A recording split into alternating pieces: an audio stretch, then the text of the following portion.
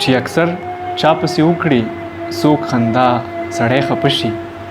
او دا چې بعضې وخت کې کېږي ناروا سړی خفه شي ستا په رټ رټ جوابونو خامخا سړی خفه شي او دوه مین چې د یو بل نه شي جدا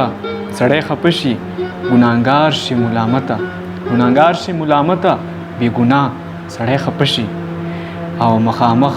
د هر سوای په شیشه سړی خفه شي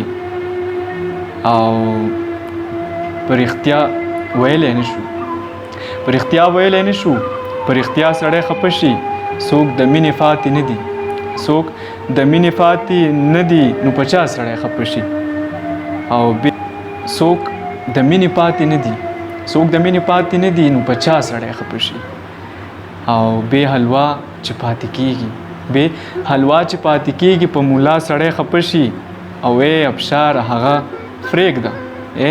ابشار هغه پرېږده خو په تا سړی خفه شي